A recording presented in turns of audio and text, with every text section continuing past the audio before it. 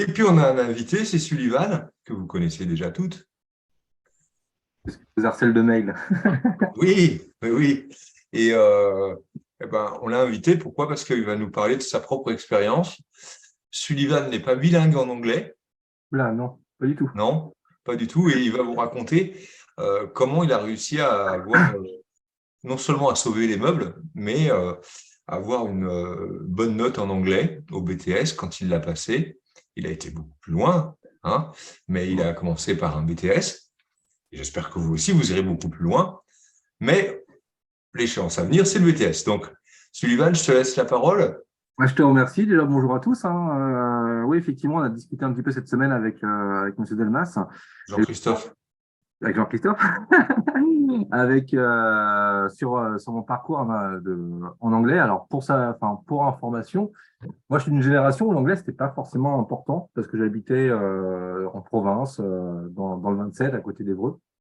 Et dans une petite ville, et Netflix n'existait pas, les ordinateurs n'existaient pas, Internet n'existait pas, enfin les ordinateurs existaient, mais ça coûtait tellement cher que de toute façon, personne n'en avait. Et on voyageait pas beaucoup. Le seul endroit où on voyageait à la limite, c'était l'Espagne l'été, mais l'avion était tellement cher que de toute façon, on partait pas à l'étranger dans un pays anglophone. Donc voilà, c'est pour vous dire un petit peu la situation. Pour moi, l'anglais, quand j'étais notamment au collège, c'est un petit peu la philo du bac, quoi. C'était là, on ne sait pas trop pourquoi. Et voilà, j'ai abordé un petit peu l'anglais comme ça. Et pour tout vous dire, quand j'ai passé mon bac, alors là, je vais vous montrer, parce qu'avant qu'on nous dise, ah, il nous dit ça pour nous rassurer, mais c'est pas vrai, j'ai retrouvé dans mes archives mes notes et mes résultats. Oh, Voilà, donc c'est assez vieux. Et en fait, alors j'ai pas le bac, et enfin, j'ai le niveau bac, j'ai eu quelque chose, je passe au rattrapage, on a le droit de demander son livret scolaire. Et donc, c'est pour ça que j'ai conservé les notes et j'ai tout. Alors, au bac, le bac général, hein, celui que vous avez passé, enfin, moi, c'est un bac général, peut-être qu'ils ont fait des bacs pro, mais bon, ça revient au même. En anglais, j'ai eu 3. J'ai eu 3. Je ne sais pas si ça va se voir, mais voilà, 3 coefficient 3 en anglais. Je me suis dit, voilà, quand même, c'est moyen. c'est- je suis pas très bon en anglais, certes, mais de là à avoir 3 quand même, ils ont dû oublier des copies. Donc, on pouvait, dans les 48 heures, je crois, demander sa copie au lycée pour voir, ouais, au lycée, pour voir si on était d'accord avec la note. Et j'ai demandé ma copie, et quand je l'ai vue, j'ai vu qu'en fait, j'avais pas eu 3, j'avais eu 2, et ils m'ont mis 3, c'était marqué en rouge, 3 pour passage en rattrapage. Parce que si j'avais eu 2, bah, je ne passais pas en rattrapage. Ils m'ont mis 3 pour aller au rattrapage. Bon, j'ai pas réussi à faire le rattrapage. J'ai eu 8,26 de moyenne générale au bac. Et voilà, ça s'est arrêté là. Après, j'ai fait d'autres études. Et à 28 ans, donc 10 ans plus tard, 10 ans après le bac, hein, sans faire d'anglais, bien, bah, j'ai contacté l'ISCG pour faire une reconversion professionnelle. Maintenant, j'y suis toujours, mais de base, c'était pour. Je ne connaissais pas l'école. Je ne connaissais pas l'école et je me suis dit, bah, je vais faire un BTS plus généraliste parce que j'ai fait un BTS avant, mais très concentré sur un domaine. Là, je voulais quelque chose de plus général. Et là, il y avait l'anglais. Je me suis dit, bon, ça fait 10 ans donc, que je n'ai pas fait d'anglais. J'ai eu 2, 3 avec le rattrapage au bac. Ce qu'on va faire, c'est que l'anglais, je ne serai pas bilingue, parce que comme dans le cadre d'une reconversion, c'est sur un an et pas 2 comme vous. Donc, je me suis dit, bon, bah, l'anglais, de toute façon, c'est mort. J'aurai jamais la moyenne. Donc, du coup, ce que je vais faire, mon but, c'était même pas d'avoir la moyenne ou d'approcher les 10. Mon but, c'était de sauver les meubles et d'avoir la plus haute note que je pouvais avoir pour, pour éviter d'avoir des points en moins, enfin, d'avoir le minimum de points en moins à rattraper. Donc, je me suis dit, je vais être bête et discipliné pendant un an. Je vais faire exactement ce qu'on m'a demandé. Euh, 3 mots de vocabulaire, avec ci, avec ça. Et ça m'a interpellé, notamment parce que je montre les vidéos que vous faites le week-end pour ceux qui veulent les revoir. Et ce que disait Jean-Christophe, c'est exactement ce que me disait ma professeure de l'époque, Madame Bertheux. Euh, Elle me disait exactement la même chose. C'est pas grave si tu es mauvais en anglais, essaye. La méthodologie est très importante, hein, c'est un BTS, c'est très cadré. Tu apprends ça et tu fais ce que tu peux. Et donc, mon but, c'était vraiment bah voilà, je me disais, un 3, c'est mieux que 2, un 4, c'est mieux que 3, et ainsi de suite. Je me dis, c'est pas grave, mais au moins, j'aurais essayé, au moins, Si je peux approcher la moyenne, tant mieux. Mais pour moi, dépasser la moyenne, c'était strictement impossible. Et donc, j'ai fait un BTS AG, donc le GPME. Hein. Je sais qu'il y a beaucoup de GPME, donc c'est quasiment la même chose. Avec la réforme, ça a changé de nom, mais en tout cas, c'est plus ou moins les mêmes épreuves. Et donc, j'ai fait ce qu'on m'a dit de faire. Pour l'écriture en français, là, le compte-rendu, on m'a dit, fais ça, tu vas faire un petit résumé, ensuite tu vas faire une ouverture, il me semble, de mémoire, c'était ça. Te prends pas la tête, avec des mots simples, tu fais pareil. Et je me suis muni aussi d'un dictionnaire. Je ne sais pas si le dictionnaire est encore autorisé. En AG, nous, c'était anglais-anglais. C'était pas anglais-français, mais ça m'a sauvé la vie, notamment sur des petits tests où il y a des mots que je connaissais absolument pas, hein, parce qu'encore une fois, je ne suis pas bilingue. Je parle très mal anglais, je comprends rien autant. Pour moi, c'est passé, futur, présent, et avec l'anglais, il y a des trucs progressifs, il y a des trucs qui se passent dans le passé, mais ça se continue dans le présent. Enfin bon, ouais, j'ai beaucoup, beaucoup de mal avec l'anglais. Je crois que l'anglais ne m'aime pas et j'aurais beau faire tous les efforts du monde, ça ne marcherait pas. Donc, le dictionnaire, je vous le conseille, notamment, je me souviens d'un mot, retire. Alors, je ne sais pas si ça se prononce comme ça, Jean-Christophe, mais ça veut dire retraité. Et tout le texte était marqué le retraité ou à la retraite ou je suis retraité, le verbe. Enfin, et ce mot était partout, je ne comprenais rien. Et le dictionnaire m'a sauvé parce que dans le dictionnaire, c'est assez simple, hein, ce qu'ils mettent dedans. Et j'ai pu comprendre le mot et j'ai pu comprendre plus ou moins le texte. Enfin, le sens du texte. Donc, j'ai appliqué ces règles-là. Et je vous montrerai les notes après. En faisant ça, j'ai eu 14. Donc, j'étais super content. À l'oral, c'est pareil. À l'oral, présentation d'entreprise, mon accent il est super mauvais. Je connais 3 mots. Je connais le verbe être, le verbe avoir, tant bien que mal. Je sais dire I can. Mais qu'est-ce que j'ai fait déjà, j'ai appris quasiment, alors je dis quasiment ou presque, et pas totalement par cœur ma présentation. Pourquoi je dis presque? Parce que mon professeur de l'époque, mon formateur, enfin, ma formatrice, me disait qu'il fallait quand même une certaine spontanéité et il ne fallait pas que ça soit du rabâchage, du par cœur, et puis après on s'arrête. Donc c'est pour ça que j'avais essayé d'apprendre quand même des phrases types, enfin, du texte, mais avec une certaine incertitude quand même pour mettre des E, enfin, pour chercher mes mots, pour que ça paraisse un peu plus naturel, on va dire. Donc, je fais ma présentation. J'ai toujours regardé la personne qui me jugeait en face, dans les yeux. Quand elle parlait, je regardais sa bouche pour essayer de comprendre, de percevoir des mots. Alors, je vous le donne en mille, hein, je ne comprenais rien à ce qu'elle disait, mais j'essayais d'écouter, j'essayais de comprendre. Et quand je ne comprenais pas, eh ben, j'étais pas dans ma tête comme ça, oh, je comprends rien, on va subir pendant 5 minutes, 10 minutes. Non, non, je la regardais. Sorry, I don't understand. Can you repeat, please? Voilà, c'était les rares mots que je connaissais. Et hop, elle faisait l'effort. Elle faisait l'effort. Et j'arrivais à capter un mot. Alors, comme j'avais appris mes présentations, forcément, il y a des termes techniques que je connaissais puisque je les avais appris par cœur. Et j'essayais de les recracher tant bien que mal dans une phrase un peu préconstruite. Certains mots que je ne connaissais pas, il y a beaucoup de mots français, anglais qui se ressemblent. Hein. Si on prend en formation, en anglais, information, on met un petit accent, ça passe. Ça ne marche pas tout le temps, pas forcément souvent, mais ça marche de temps en temps. C'est ce que j'ai essayé de faire. Donc, la personne qui était en jury rigolait plutôt qu'autre chose parce qu'elle me voyait galérer, mais elle me voyait essayer. Et ça, c'était important. Elle voyait que je faisais l'effort d'écouter, que je faisais l'effort d'essayer de répondre et que j'étais là, j'étais pas en mode je subis pendant 10 minutes. Non, j'essayais quand même de faire quelque chose et d'apporter 2, 3 éléments parce que je comprenais plus ou moins la question. Il y a des questions que je comprenais rien, mais c'est pas grave. À l'essayer, à me corriger derrière, je répétais et c'était actif. C'était une véritable conversation, enfin une véritable, même si j'avais pas beaucoup de vocabulaire, mais en tout cas il y avait eu un échange et ça c'était super important. Du coup, en oral, présentation d'entreprise, je visais on va dire les 10, j'ai eu 16. Et pour la vidéo, alors c'est pareil, la vidéo, on va tous être d'accord, j'imagine, parce qu'on a plus ou moins le même niveau. On ne comprend pas grand-chose. La qualité du son, elle est pourrie généralement. Même avec les 2 passages, on panique et c'est très difficile. En plus, il y a le stress de l'examen. On est parqué avec une vingtaine de personnes sur une petite chaise et tout ça. Enfin bon, c'est l'horreur. Mais comme Jean-Christophe vous a dit maintenant il y a 3 semaines, des phrases types à apprendre, comme pour le mail, comme pour la lettre. j'avais appris la structure, j'avais appris le modèle. Voilà, je ne me suis pas pris la tête, que je comprenais ou pas, je savais qu'il y avait un modèle, je savais qu'il fallait faire ci, qu'il fallait faire ça. Ça, on le met là et on ne le met pas là. J'ai appris par cœur ce modèle-là. Et pour la vidéo, bah, j'ai fait pareil. On m'a dit bah, au début, Sullivan, tu sais dire si c'est un reportage, si c'est un documentaire, si c'est une fiction, si c'est quelque chose comme ça? Bah oui, et ben je commençais par ça. Cette vidéo est un reportage. Et puis avec l'image, bah, j'ai vu qu'il y avait deux, trois noms, qu'il y avait des trucs. Et puis avec le titre aussi, le titre peut être aussi important, peut beaucoup vous aider, vous mettre sur la voie de la vidéo. Et normalement, le titre doit être donné. Et ben ça m'a permis de dire, bon, bah, c'est cool, on va essayer de faire un petit texte, encore une fois, avec 3 mots, avec mes possibilités.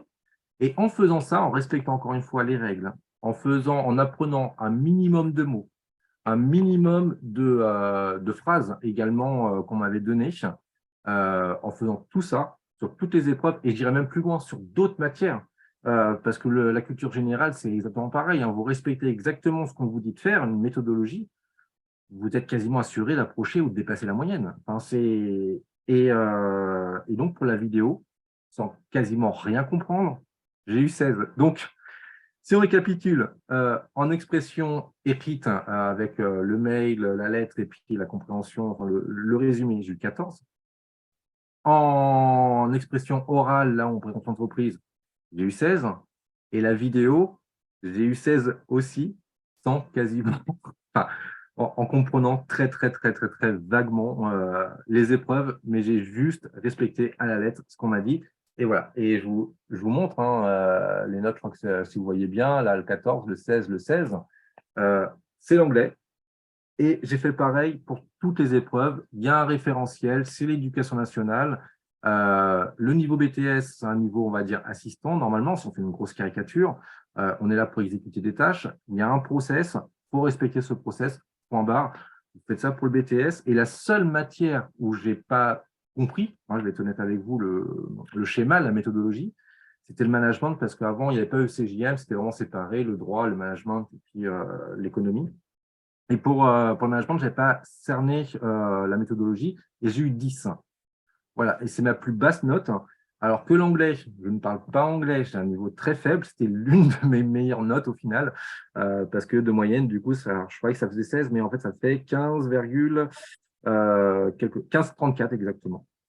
J'ai eu 15,34 sur les 3 épreuves en anglais, sans piger un mot. Et ce que je vous souhaite, hein, à toutes et à tous, c'est de finir avec le fameux Sésame, hein, le diplôme du BTS. Voilà, simplement en essayant de travailler, en essayant de garder une méthodologie et de vous dire, oui, c'est possible. Et si je vous montre mes notes, c'est pour vous dire que oui, je ne suis pas un génie, je ne suis pas meilleur que vous. Enfin, j'étais à votre place, j'étais à l'ISCG. Je connais la plupart de vos profs que j'ai eu en aussi. Donc, je sais que la méthode, elle marche. Si vous respectez, encore une fois, tout ce qu'on vous dit, si vous prenez le temps sans stresser, en disant bah, « je ne suis pas très bon dans cette matière, mais je vais suivre une méthodologie qu'on m'a enseignée », normalement, vous approchez ou vous dépassez la moyenne. Et ce que je vous souhaite, vous dépassez largement plus avec des 16, avec des notes supérieures. Vous n'y attendez pas, mais vous avez fait l'effort de, et ça, c'est très, très important pour le jury, je pense, ou pour vos correcteurs, de vous dire, bon, il ne parle pas très bien, il n'a pas très bien cerné, mais il a fait l'effort de. Il a essayé d'aller plus loin que des phrases simples, que de dire, bon, moi, j'y arrive pas, je n'essaye pas. Si vous essayez vraiment, le BTS est à la portée de tout le monde. Donc voilà, c'était mon expérience par rapport au BTS. C'est pour ça qu'on s'était dit avec Jean-Christophe, ça pouvait être intéressant pour vous donner confiance en vous et vous dire que rien n'est perdu.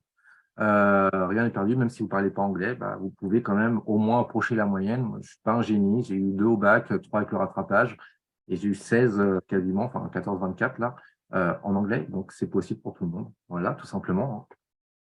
Donc voilà, si quelqu'un a des questions par rapport à ça, n'hésitez pas. Mais, Bah, en tout cas, on te remercie, Sullivan, parce que c'était sincère, c'est une chouette histoire. Tu es un peu trop modeste. Tu as été jusqu'où à l'ISCG?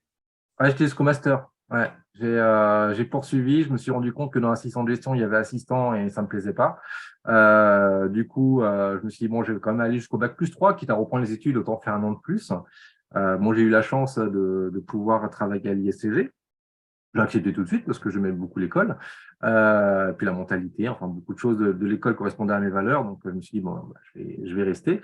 Et puis, je me suis dit, bah, quitte à faire un bac+3, autant aller jusqu'au bac+5. Et du coup, j'étais au bac+5, alors que de base, pour tout vous dire, j'habite à 1 heure et demie de l'école, en transport, et puis même en voiture. Donc, j'avais pris exprès une école très, très loin, parce que je me disais, non, c'est sur un an. Et puis, mon ancien travail était à 5 minutes de chez moi, et j'avais besoin de couper, j'avais besoin de passer à autre chose, j'avais besoin de retrouver une dynamique, parce que j'avais l'impression de mourir à petit feu, hein, très complètement. Donc, j'avais choisi une école très, très loin. Parce que pour moi, dans ma tête, c'était un an, basta, on n'en parle plus, je reprends ma vie ou je fais autre chose, mais voilà. Et au final, je suis sorti avec un master et au final, je suis devant vous encore parce que je suis resté avec l'ISCG parce que j'ai adoré cette école et que ça s'est très bien passé et que ça continue de très bien se passer. Donc voilà, donc continuez, persévérez, écoutez ce qu'on vous dit. C'est vraiment très important parce que si on vous le dit, c'est pas par hasard, c'est pas pour vous embêter, c'est pas pour ci ou pour ça. Vous pouvez avoir des bonnes notes, vous pouvez aller jusqu'au master. Et même, je parle beaucoup avec des étudiants qui me disent, ouais, je sais pas trop. Euh, je sais pas trop parce que j'ai déjà du mal avec le BTS, donc le bachelor, ça va être très compliqué. C'est complètement faux parce que c'est pas du tout la même psychologie. C'est un autre diplôme, une autre vision du monde du travail, d'autres tâches à accomplir. Donc, même quelqu'un qui passe avec un 10 tout juste au BTS peut finir avec un 16 en bac+3 et un master parce que c'est vraiment, mais vraiment une philosophie complètement différente. Euh, et en plus, c'est beaucoup plus agréable parce que vous êtes 4 jours en cours, 4 jours en entreprise, une journée à l'école. Donc, on est vraiment plus dans le monde professionnel. Non, moi, je me suis beaucoup plus éclaté, par exemple, en bac+3 et après le bac+5, même si c'était un peu une continuité de bac+5 avec des gens formidables, avec des formateurs vraiment qui donnaient envie d'aller plus loin, d'avoir des responsabilités dans une entreprise. Enfin, non, je me suis beaucoup plus éclaté d'ailleurs, même après le BTS. Mais ceci dit, le BTS est très important parce que ça m'a donné les bases, vraiment toutes les bases de ce que j'ai appris plus tard. Mais plus tard, après, c'est plus développé. On vous demande de réfléchir justement pourquoi on agit comme ça, alors que le BTS, on vous dit, bah, fais ça et réfléchis pas. Alors, c'est pour ça que j'ai préféré le bac+3 et le bac+5. Et pour tout vous dire, j'ai même une entreprise de service d'aide à la personne que j'ai montée avec ma mère en même temps que j'ai fait ma reconversion professionnelle. Et ce BTS-là, il m'a vraiment servi. Pourquoi? Parce qu'on fait de la comptabilité, on fait un peu de ressources humaines, on fait de ci, de ça. Et ce BTS-là était vraiment la base de la base de cette création d'entreprise qui existe encore, ça fait 10 ans maintenant qu'elle existe. Et on s'est développé, on est une quinzaine de personnes maintenant. J'ai 15 salariés que je m'occupe. Et tout ça, ça a commencé avec le BTS et avec notamment l'anglais où je pensais que j'allais avoir 2 et en fait, au final, j'ai eu 16. Voilà. Voilà, donc continuez, persévérez, écoutez la méthodologie. Même si vous ne comprenez pas, c'est pas grave. La méthodo, c'est le plus important. Vous grattez un point par-ci, par-là, et voilà. Et si vous avez même 7, 8, ben, c'est toujours mieux qu'avoir un 3 et rattraper 7 fois le coefficient de la matière. C'est pas grave. Parce qu'il y a d'autres matières, vous excellez un petit peu plus. Et bien, tant mieux, ça va compenser, il n'y a pas de problème dessus. Mais en tout cas, faites l'effort d'eux parce que vous pouvez approcher très facilement la moyenne. Parce que le référentiel, en plus, c'est bien fichu parce que le référentiel et la façon de noter, si vous faites ci, si vous faites ça, vous récupérez des points à chaque fois et vous arrivez très facilement à la moyenne. C'est pas, on note pas un global en disant, bon, je lui mets 4, machin. On note via un référentiel. Il a fait cette méthodologie, il a présenté tel truc, il a fait l'effort d'eux. Je m'en souviens qu'à l'oral, et Jean-Christophe peut-être me contredira maintenant, mais à l'oral, si on fait l'effort de communiquer, on a des points. Oui. Non, Et, non, loin de te contredire, je confirme. J'étais ouais, moi-même en jury d'oral d'anglais. Un candidat qui essaye, on va lui mettre près de la moyenne. Un candidat qui se bloque, qui refuse de communiquer, on lui met la note la plus basse possible. ouais, Hein. c'est ça. Rien que dans le fait d'essayer de baragouiner en mauvais anglais, mais si le candidat essaye de communiquer, je veux dire, intuitivement, on va lui enlever le moins de points possible, voire on va lui mettre la moyenne. Et s'il a fait l'effort d'apprendre par cœur quelques expressions pour se présenter, comme je vous disais il y a quelques semaines, on va dire, allez, il n'est pas bon en anglais ou elle n'est pas bonne en anglais, on met quand même 10, on ne va pas la pénaliser parce qu'elle a fait l'effort d'essayer de communiquer avec nous. Le pire, c'est le candidat qui devient un mur. Là, on passe une très mauvaise heure d'ailleurs, une très mauvaise demi-heure. On s'ennuie, on est obligé professionnellement de poser des questions, de relancer. Et poser des questions à quelqu'un qui se blinde comme ça, qui se ferme complètement, qui ne vous regarde pas, etc., je vous assure, c'est horrible. Alors qu'on va tout pardonner, j'allais dire, à quelqu'un qui essaye de communiquer, qui est souriant, qui reformule, qui demande des explications. Le simple fait de dire say again, please. Redites-le, s'il vous plaît, j'ai pas compris. Say again, please. I'm sorry, I don't understand. C'est pas compliqué à dire ça. Ben, rien que ça montre un souci de communiquer. Et je suis à 100% d'accord avec Sullivan. C'est pareil. Je me permets de partager un document. Sullivan nous a dit qu'il a. Attendez. Sullivan nous a dit, voilà, il avait appris par cœur des choses. Mais regardez, vous voyez, si vous respectez ça, vous gagnez déjà des points. Est-ce que vous voyez mon écran les unes et les autres? Oui, oui, on le voit bien, ouais. Oui. Bon, bah, vous apprenez à faire ça. Vous apprenez des phrases comme ça, qui sont des phrases pour faire une lettre, ou des phrases, voilà. Vous apprenez ça par cœur. Par cœur. Hein. C'est pas difficile, c'est pas long, mais rien qu'en faisant ça, vous gagnez, voilà, vous gagnez la moyenne.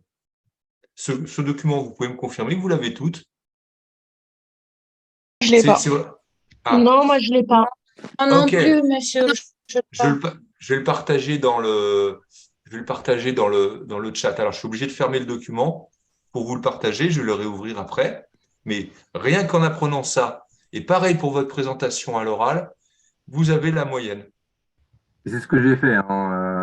Là, le document, ça me fait sourire parce que le document de Jean-Christophe, c'est le même que j'avais, hein, avec Madame Berthe. C'est Ben voilà. faut faire ci, faut faire ça. Le nom, on le met ici et pas autre part. La date, c'est pas comme en français.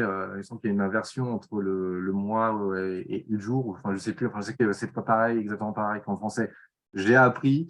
On finit par baisse votre garde et pas par cordialement, quelque chose comme ça.